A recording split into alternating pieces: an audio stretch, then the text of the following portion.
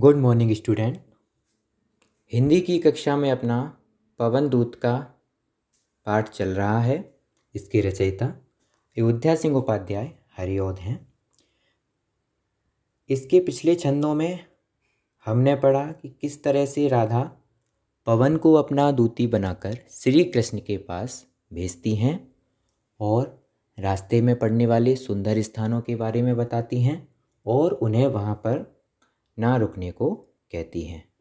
इसके बाद वो पवन से कहती हैं कि अगर तेरी ज़रूरत जहाँ दिखाई दे वहाँ पर रुककर उनके दुख दर्द को दूर करना, और फिर उनको मथुरा के दर्शन कराती हैं। अब अपने अगले छंदों में हम पढ़ेंगे किस तरह से राधा पवन को श्री कृष्ण के शुभ लक्षणों के बारे में बता रही हैं। तो सबसे पहले हम 11 नंबर का छंद पढ़ेंगे।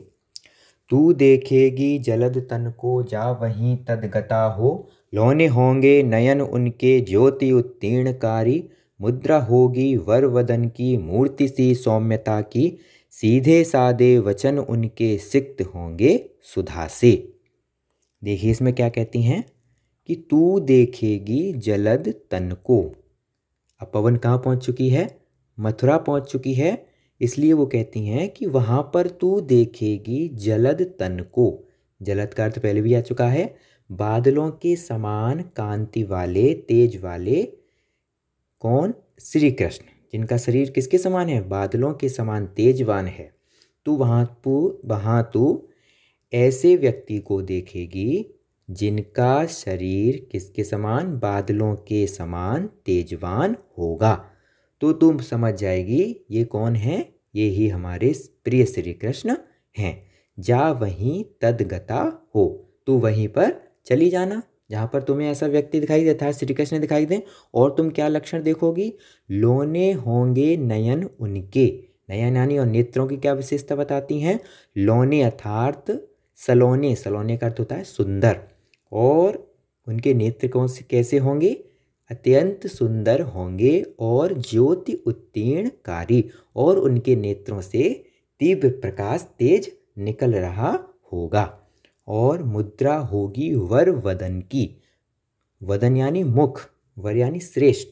और उनका जब तू मुख देखेगी तो तुझे क्या दिखाई देगा? उस पर सौम्यता दिखाई देगी। किसके समान? मूर्ति सी। जिस तरह से मूर्ति सौम्य होती है उसी तरह से उनके मुख की मुद्रा भी कैसी है? सौम्य है।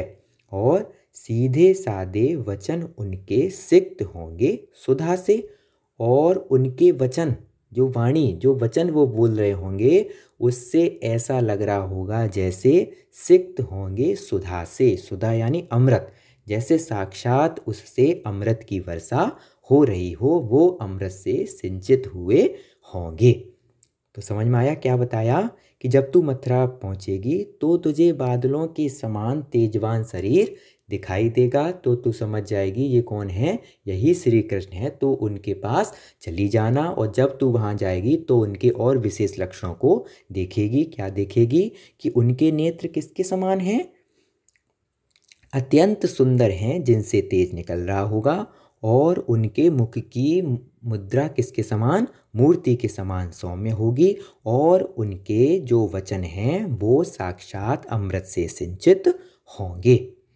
और आगे अगले छंद में क्या बताया? नीले फूले कमल दल सी श्याम गात की श्यामलता है, पीला प्यारा बसन कट में पहनते हैं फवीला, छूटी काली अलख मुख की कांति को है बढ़ाती, सद वस्त्रों से नवल तन की फूटती सी प्रभा है। और क्या बताया? कि नीले फूले कमल दल की, फूले हुए नील कमल के समान उनके गात, शरीर की श्यामलता है, श्यामलापन है। उनका शरीर कैसा है? नील कमल के समान नीला है। और पीला प्यारा बसन, बसन यानी वस्त्र, कटी कमर में, फवीला अच्छा लगने वाला, जो उन पर बहुत ही फवीला फवता है, सुंदर लगता है, अच्छा लगता है, ऐसा प्यारा पीला वस्त्र वो अपनी कमर में पहनते हैं। और छूटी काली अलख मुख की, अलख यानी लट, कैसी? काली लट, किसकी? बालों की लट क्या करती है? मुख की कांति को बढ़ाती है। मुख के तेज को, कांति यानी तेज को बढ़ाती है। जो उनके मुख पर बालों की लट लटकती है वो उनके मुख के तेज को बढ़ाती है। और सद वस्त्रों से में नवल तन की फूटती सी प्रभा है। और उनके वस्त्रों से नवल तन की, नए तन के समान तेज निकलता था। तो उनके वस्त्रों से भी तीव्र तेज निकलता है। तो इस छंद में क्या बताया कि श्री कृष्ण के शरीर का रंग किसके समान है? फूले हुए नीलकमल के समान है। और वो अपनी कमर में बहुत ही सुंदर लगने वाला पीला वस्त्र पहनते हैं। और उनके मुख पर लटकने वाली बालों की काली लट उनके मुख के तेज को बढ़ाती है और उनके वस्त्रों से भी अत्यंत तेज निकलता है। इस तरह से राधा पवन को श्री कृष्ण के लक्षणों से परिचित कराती हैं।